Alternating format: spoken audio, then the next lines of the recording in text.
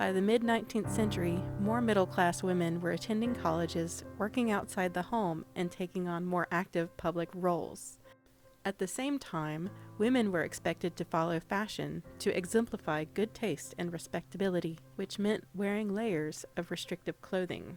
Dress reformers included both men and women within the fields of health, education, art, and politics. They viewed the restriction of women's fashion as damaging to women's health.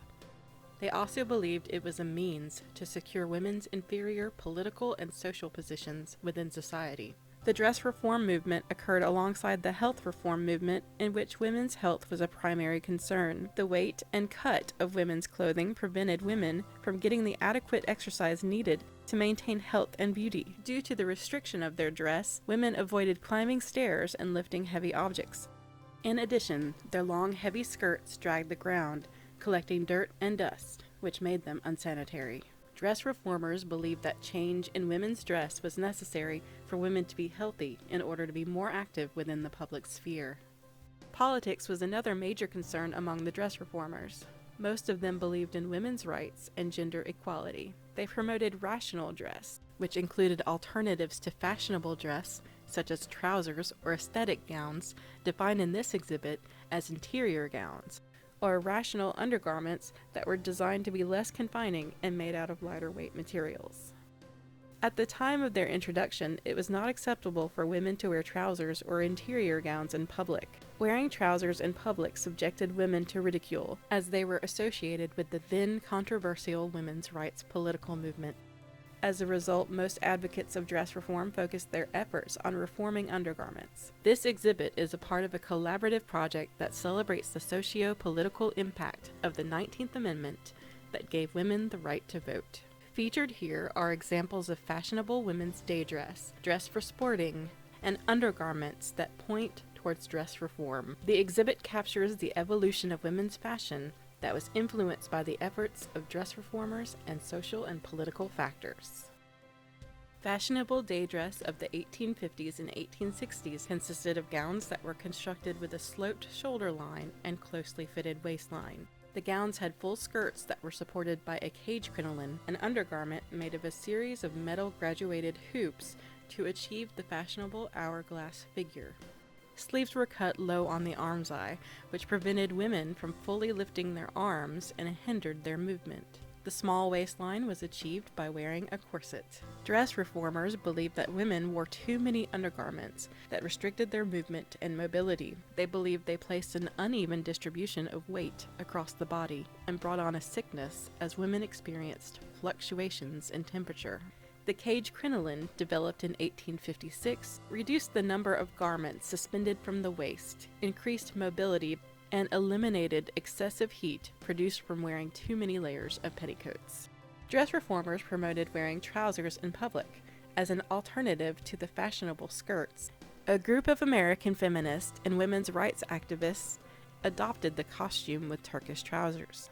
It became known as the bloomer costume. The costume was not widely adopted because it was associated with men's garments, and those who wore it were ridiculed for not conforming to the standards for respectable women's dress. Many women's rights activists who wore the costume faced hostility and abandoned it by 1859, as it became a symbol of their oppression and impeded their advocacy for women's rights. Versions of the bloomer costume were worn as uniforms or gymnasium suits for college physical education classes as early as 1863. Versions of the costume also became acceptable for swimming, hiking, tennis, mountaineering, boating, and later bicycling. Between 1870 and 1890, necklines were topped with high and close-fitting collars. Sleeves and skirts were long. The fullness of the skirt shifted to the back and was supported by a bustle pad or a series of hoops. This created a rigid shelf-like appearance, fashionable towards the latter part of the period. Dress reformers continued to seek solutions in undergarments. They designed whole sets of rational underclothing. One such solution was the combination, which reduced the number of undergarments by combining the chemise and drawers into one garment, placing an even distribution of weight across the body. Women viewed having a slim waist as a symbol of youth and beauty. They were reluctant to stop wearing corsets. Due to several technological innovations, including the use of metal eyelets and steam molding in corset making, corsets were closely fitted to the body and allowed for tighter lacing.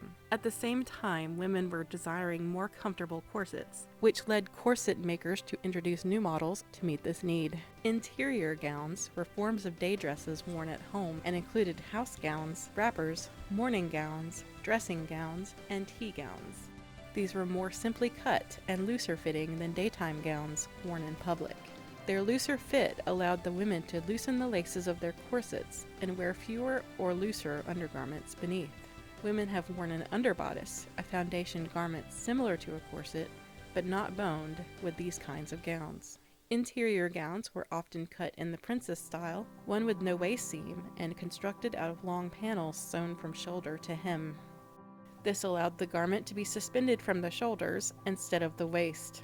This was a feature that appealed to dress reformers, as well as members of the aesthetic movement, primarily artists, who also took an interest in dress reform. Tea gowns in particular became an integral part of aesthetic dress. Members of the aesthetic movement adopted and promoted these gowns. They were alternatives to public forms of dresses that could be worn without a corset. They were perceived as rational or reform garments. As more women began to enter the workforce and participate in sports, they needed more practical clothing. For such occasions, women wore skirts that rose 3 or 4 inches off the floor. The skirts were worn with a separate shirtwaist. Or they wore tailor-mades, 2-piece suits comprised of matching jackets and skirts, which were also worn with shirtwaists. Fashionable day dress between 1900 and 1909 shifted away from the hourglass to an S-shaped curve. Women's day dress consisted of 2-piece and 1-piece dresses, with high-bone collars, pouched or powder pigeon bodices, and trumpet-shaped skirts. The cotton or linen lingerie gown was a popular form of day dress. It was named the lingerie gown because it was decorated with some of the same bands of lace and embroidery, tucking, pleating, and lace insertions found on undergarments at the time. From 1890 to 1900, women still wore several layers of underclothing. Bust improvers worn to fill out the bust line were introduced in the 1890s and used in the 1900s to facilitate the new S-curve silhouette. The bust supporter introduced in the 1890s served as a forerunner to the brassiere, which first appeared in 1904. Bust supporters were promoted as healthy, comfortable alternatives to corsets, as they supported but did not confine the bust. These were worn with corsets that ended below the bust and cinched the waist. Beginning in the 1910s, the number of undergarments decreased, and corsets became lighter in weight and less restrictive. The practice of wearing corsets eventually disappeared, as young women grew accustomed to wearing less restrictive undergarments produced in lighter weight fabrics. Throughout the 1910s, the silhouette of fashionable day dress grew narrower, reducing the number of undergarments and width of petticoats worn beneath. Dress reformers' efforts had finally materialized in this new decade. These efforts, combined with the influence of World War I and the changing roles of American women, brought about simpler, more practical clothing. Increasing numbers of women entered the workforce and took on more stereotypically male jobs that were left vacant by soldiers fighting in World War I. By the end of the decade, skirts grew to be several inches above the ankles and were wider around the hem. By the 1920s, undergarments had dissolved into a few pieces and were made of lightweight silks. Panties replaced drawers and were worn with a brassiere. The combination evolved into step-ins or teddies, which combined the camisole, formerly the corset cover, and the panties into a single undergarment. The chemise or petticoat became the slip. Stockings were worn as the shorter skirt lengths revealed women's legs. The straight, tubular chemise dress introduced in the previous decade was widely worn and gave way to a new silhouette evident in 1920s fashionable day dress. The ideal boyish figure was achieved by a flat bosom, narrow hips, and no waist indentation. Skirts revealed women's legs for the first time in history.